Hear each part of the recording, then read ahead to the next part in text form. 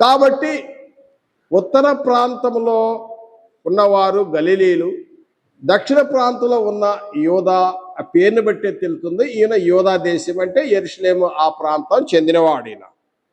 అయితే ఈ యూదా బాగా చదువుకున్నవాడు కూడా, ఎందుకంటే గలీలి కంటే యూదా ప్రాంతం వారు విద్యావంతులుగా ఉంటారు. ఈయనకి బాగా లెక్కలు తెలుసు, ఈయనకి బాగా.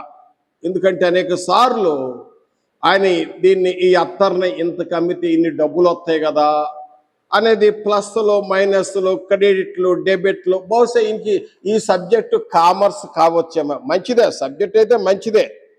కానీ ఇతడు ఎలాంటి దురుద్దేశంతో ఉన్నాడు, 12 మందిలో సహవాసం ఉన్నప్పటికీ తన యొక్క ఆలోచనలో వేరుగానే ఉన్నాయి. ఎన్ని స్వస్థతలు చేస్తున్నా కూడా ఎంతో దెయ్యాలు అలగొడుతున్నాడు, అయినప్పటికీ ఈయన యొక్క హృదయ ఆలోచనలో మంచిగా లేవు. ఎందుకంటే యూదా రక్షింపబడ్డా లేదా అంశాన్ని గురించి వివరిస్తున్నప్పుడు, నీ హృదయంలో నుండి జీవధారలు బయలుదేరును కాబట్టి నీ హృదయంను భద్రంగా కాపాడుకొనుము.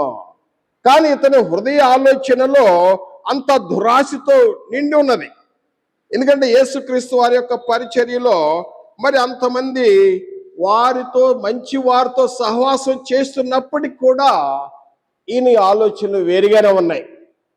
ఒక సందర్భంలో మరి మనం చూసినట్టయితే పేతురు గారు అడిగారు, పేతురు గారే యేసు ప్రభు వారితో అడిగారు, ప్రభువా నువ్వు కొండెక్కమంటే కొండెక్కుతున్నాము, గొట్టెక్కమంటే గొట్టెక్కుతున్నాము, నువ్వు ఎక్కడ ప్రార్థన అంటే అక్కడ వస్తున్నాము, మా కుటుంబం అంతా వదిలేసి మీ చుట్టే ఉంటున్నాము, మరి నా కుటుంబీకులు అడుగుతారు కదా, మరి మాకేంటి నీ అంట తిరిగితే అనే విధంగా ఆ విధంగా వారు ప్రశ్న అడుగుతారు. ఎందుకంటే ఈ మాటలు ఎందుకు చెప్పానంటే అనేక మంది ఈ పరిచయలో తిరుగుతున్నప్పుడు అనేక మంది కూడా ఇలాంటి ప్రశ్నలు వస్తూ ఉంటున్నాయి.